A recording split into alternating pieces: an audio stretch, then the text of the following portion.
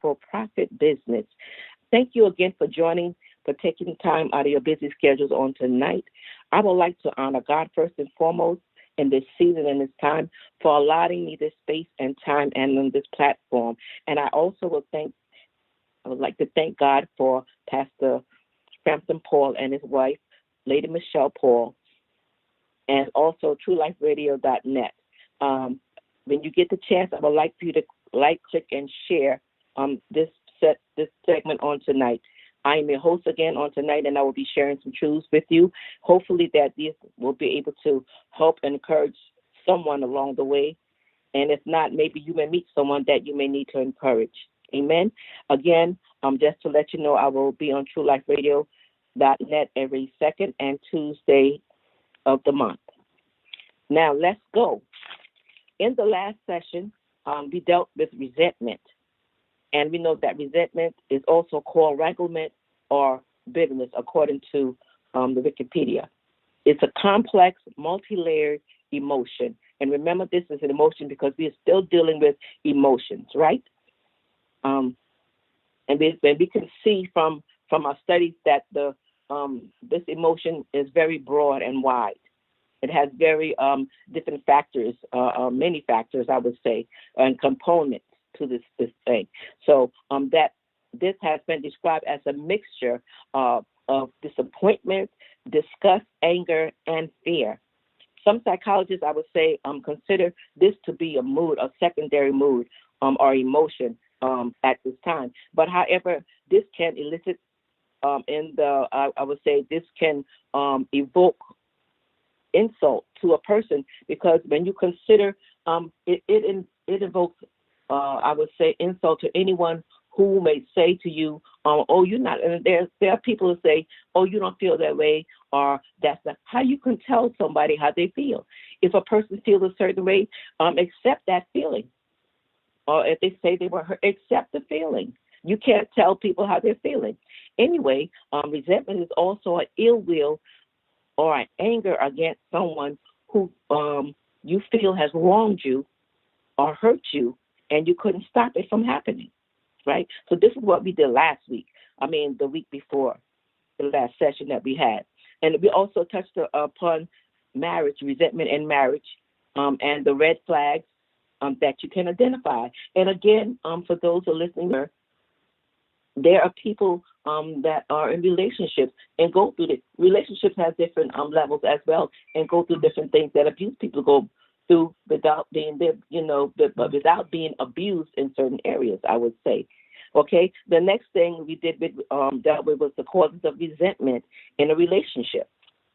Okay, now tonight I'm going to continue to unpack this particular emotion and we're going to look at the consequences it has over a course of time. Are you ready? Let's go. Now let's talk about this.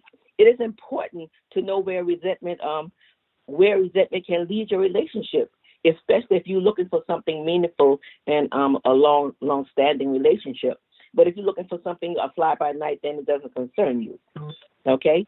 Most of this time of day, people are looking for something really, that's settled, not just picked up with the wind and just be blown to every here and every part of the universe. Okay, now let's look at resentment and the consequences it has in a marriage or relationship. Okay, given everybody's not married, I would say, but there are some that are they are living together. Well, my old pastor used to say, John H. Boyd Sr., light housekeeping, I would say. But we're not going to get into all of that stuff, So there are people that are, they have partners and they have spouses and things of that nature. So when I said that, they'll just be all together, okay? They're partners, okay? Often termed the cancer of the relationships is resentment. So resentment is right here. It's called the cancer of relationships. Why? Because it eats away at the core of any relationship. It erodes the trust, the reliability of it, the affection of it, and the commitment of it. If it's left unresolved, resentment then leads over the course of time, to the following consequences that I'm about to say right now. Okay, one of the consequences of resentment in your marriage or relationship is the fact of the matter. Even like I said, even those that are not in abusive relationships at this time. But if you can see these things, then you can deal with them, so you won't have to be. Okay, there's a growing resentment that leads to increasing misunderstanding, I would say, between partners. Sometimes instead of mutually agreeing with each other or on a compromise, they after a while they start slinging insults and accusations against each other, at each other, I would say. And at this time, when this happens, what it does, it breaks emotional connection and increases the distance between them. Okay, you may ask, okay, what is an emotional connection? I'm so glad that you asked me. Let me tell you. An emotional connection is a bond between two people that's beyond physical needs. What do you mean physical needs? It could be anything physically. It's beyond that. That emotion connection is beyond that. It means that trusting your partner is in a way that you can trust, that no one else can trust. Okay, and then and it's having a deep love to accept each other's flaws. Okay, and believe that your partner is the only one for you during the lifetime. First of all, let's get the flaw stuff. Sometimes people get in relationships and or they want a relationship and things of that nature because they feel like they are flawless, that they have no flaws, there's no blemish in them, they're just so perfect. But there's no perfect person in the world. There's no perfect people, and there's no perfect relationship in the world. You have to work at it. But when you come into a relationship, don't think that you are the cream of the crop. Okay, because there's a lot of working on that has to be done on you as well as that person. Okay, so therefore, and when the people go get married, there's a part that says for better, for worse, for rich, for poor, in sickness and health. Maybe I'm not saying it all together.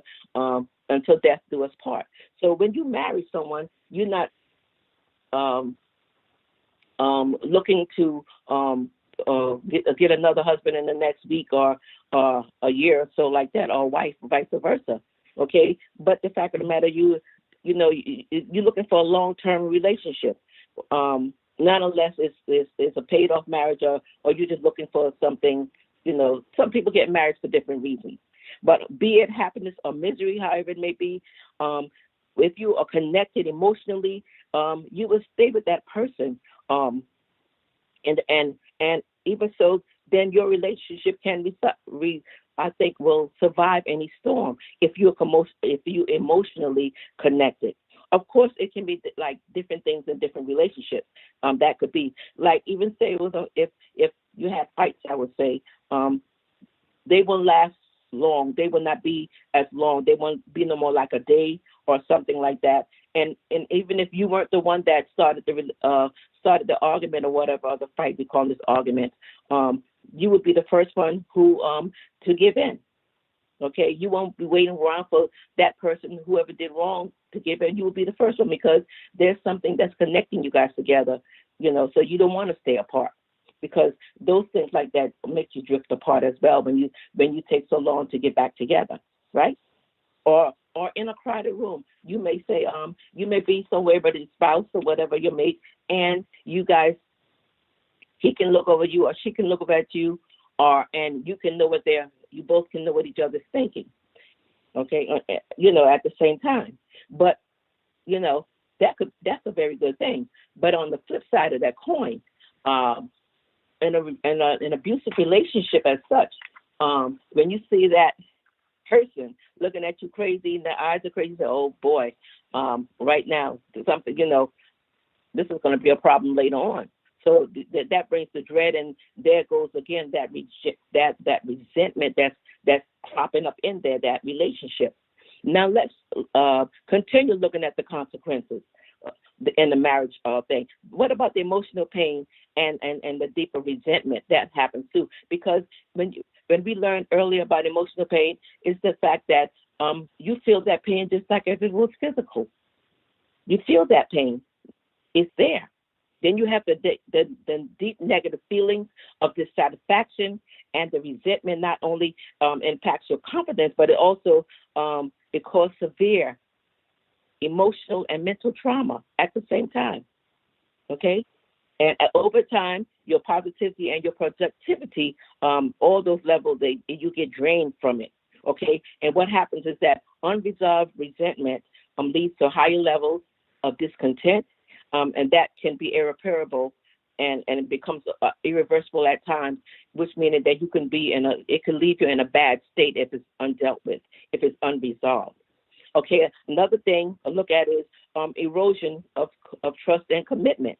When partners start resenting each other, the level of their trust between them is drastically affected by that. For instance, you might say they are unavailable for you. You know, one partner may say, well, they are not available for me. You know, and so I can't rely on them. And in turn, in turn affects your commitment, because now you start expecting less, and when you start expecting less, you start doing less, and more in reference to the relationship. You just like later for it. If they don't care about me, I don't care about them either. And a lot of times, these things come by your perception of things, how you perceive these things, how you look at these things. And so you got to be very careful. Emotions are very unpredictable. You have to be very careful, and that you don't mess yourself up at the end of the day as well. And there's another thing, another consequence they could cause a breakup or estrangement.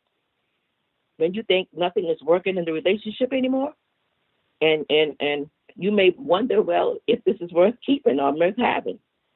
You might feel lonely in spite of the person is living right under the same roof as you.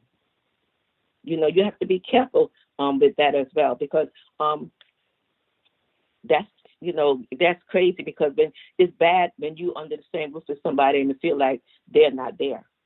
Their body is there, but they are not. It's just like they're invisible.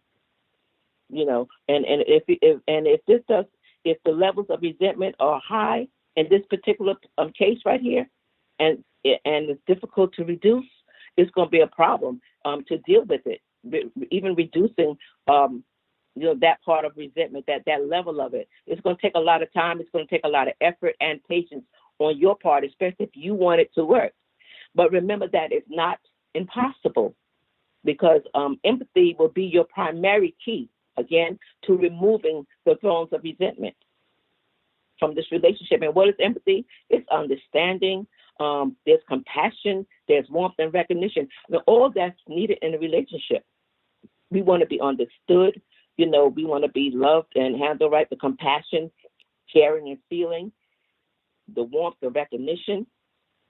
Then you may say, well, now let's say, how do you deal with resentment? If you were to find,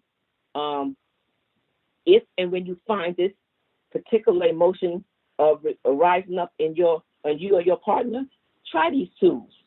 Introspect. What is introspect? It means to dig deep. Self-analyze, self-searching, heart-searching, self-observation. What you do is make sure what your reasons for resentment, that you're not resenting them, your partner, and use them as a scapegoat, basically. It may be when an introspection is done, and ask yourself, is your partner the real reason for your resentment? Am I resenting them because of they did something wrong to me, or is because they triggered some factor, some external factor, which totally is unrelated to your partner? And what happens? We begin to make our partners scapegoats. And a scapegoat is a person who takes the blame for others or suffer in their place. It's just like in the children of Israel in the wilderness. They, at one time of year, the Day of Atonement, the priest would symbolically lay hands on the head of the goat, which represents the sins of the people, and transfer the sins of the people on the goat. That was done there. The goat didn't have nothing to do with it. But however, that's the case.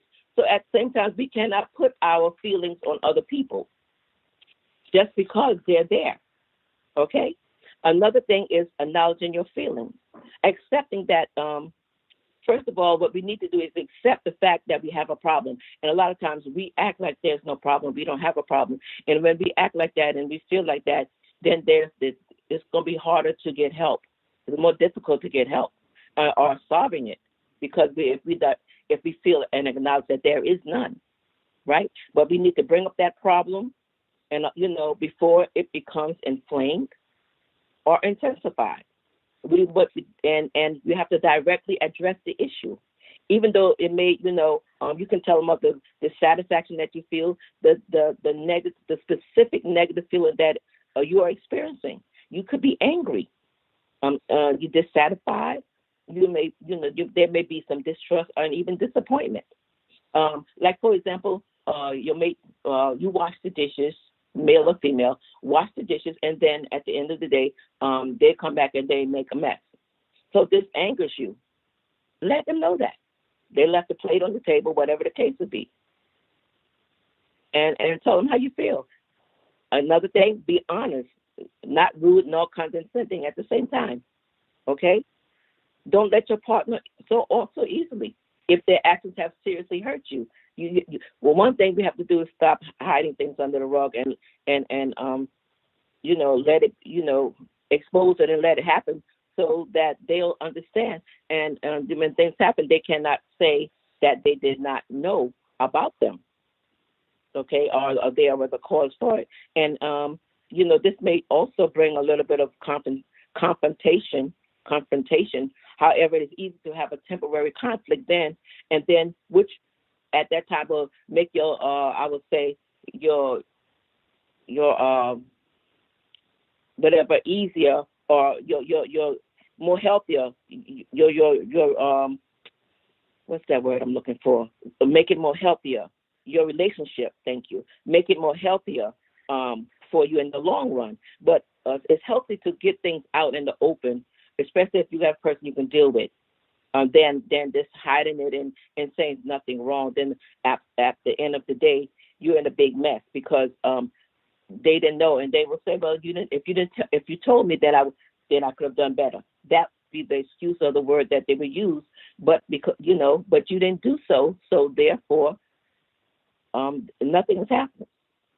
And you can also say, "Well, I'm upset with what you have not done." And things like that. Don't have to be condescending and make them feel less than a person or less than a man or a woman. The next thing we have to do is learn how to apologize when necessary. Resentment also, did you know that resentment also builds up because of misunderstanding rather than actual mistakes? Apologize.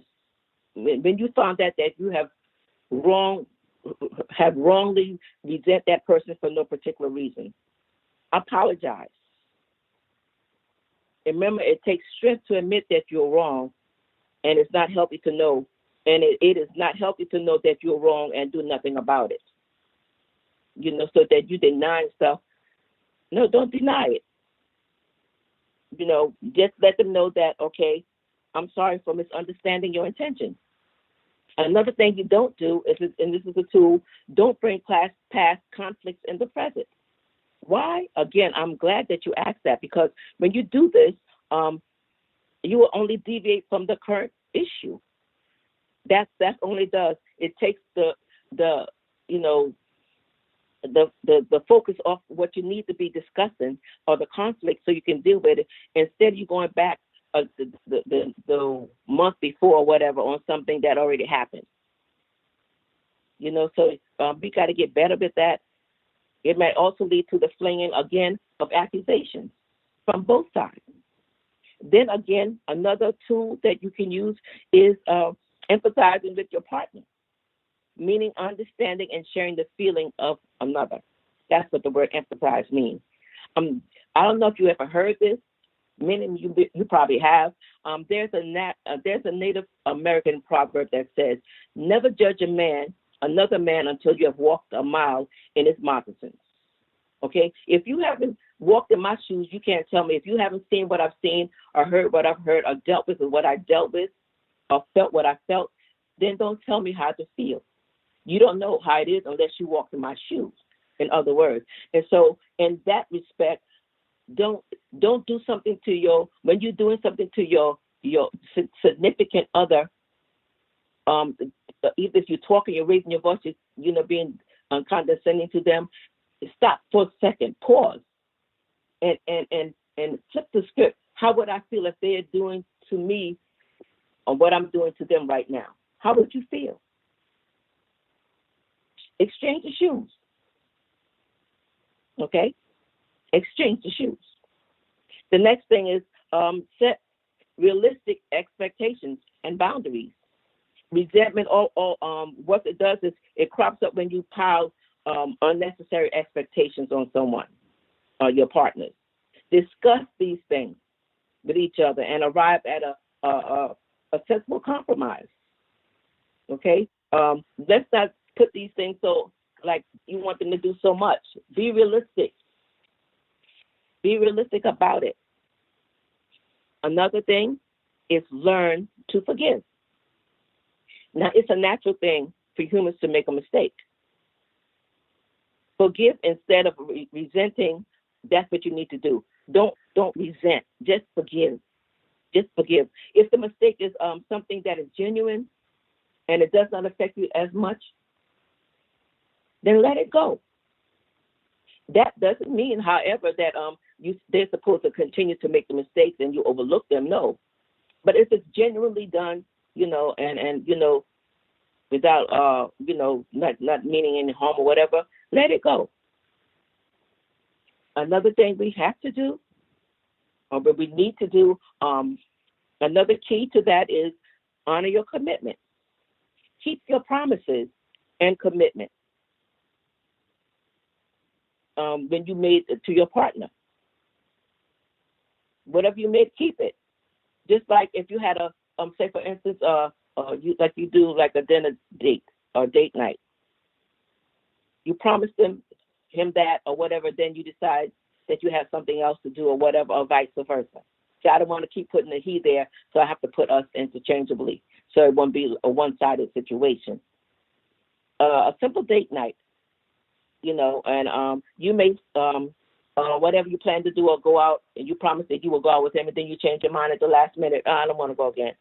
It may not be that important to you or significant, but it's very significant to them. Okay? And remember this disappointment over little things can add up to resentment over time. Disappointment over little things can add up to resentment over time because it keeps growing and growing. Okay, you disappoint me again. You did it again and you did it again. These things keep adding up. And these are layers that keep adding up until it gets to that high level that nothing can be done, and it puts that distance between you. When you can't keep your word for some reason, be genuinely sorry. Get a gift.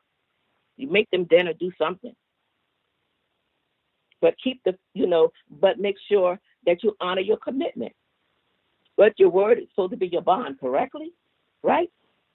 Now the next thing, what is to keep the physical intimacy intact. What you mean by that? Physical intimacy can tear down a wall of resentment. Did you know that? How? I'm so glad you asked. Having sex regularly, and this is not a sex lesson. Let me just say that having sex regularly, physical touches like holding hands and hugs can mend that relationship and bring about a closer relationship with each other. Okay. Why is that? Because a lot of times, sometimes after the intimacy is over, be it male or female, they'll just get right up and do whatever they're doing instead of laying there and just caressing and talking to each other. And this is the time where both people are at an agreeable, I would say, state, and they are likely to come at a compromise. This is the best time to talk about it. You could come together, whatever, and that makes a whole difference. Okay, something to think about. What we need to do again is how to phrase your complaint. Instead of saying you, making it seem that your partner's the only one that's doing the wrong, and you're criticizing. No, just say, use the I statement sometimes. Okay? Next thing is to be patient. Why be patient? Because guess what? Rome was not built in a day. And when you have addressed that cause of resentment, it is important, for your partner to take time, your partner to change. It's just like, okay, you've been the aggressive person all the time, and now you want to extend the olive branch. However, you need to give that person who, the abusee that, that you abused or, did things to, let them come around. Let them come on through for a minute. Let them, ingest all the stuff now that from you want to hurting them to now you want to be loving and kind, and you want it to happen right away, but you have to give them time to come on through and to sift through some things as well. Okay, so don't think it's going to happen overnight. It's entirely possible, however, for relapse to happen as well. But the key is not to give up. At the end of the day, a little love and patience will assure them of your support. But you have to take time, and you have to have patience with it at the end of the day, right? And lastly, resentment can also creep into the best of relationships. When you see it, nip it in the bud and address it. Don't let it fester or grow. Have regular discussions with your mate at the same time, and keep the communication doors open. The worst thing is in a relationship is when you don't communicate. How would you know how each other's feeling if you don't communicate? Again, hear each other out without screaming, because if two people scream and both of you scream, nobody's going to hear each other. Or you're going to hear the screams. You're not going to hear what they're trying to, because there are things that are said behind the screen. But if you don't, take the time to listen and to understand, there's nothing going to happen with that. Okay, so you have to hear each other and share your points of view. Okay, empathy, effective communication, and understanding will help resentment. It would help to keep resentment out of your relationship. Again, empathy, effective communication, and understanding will help keep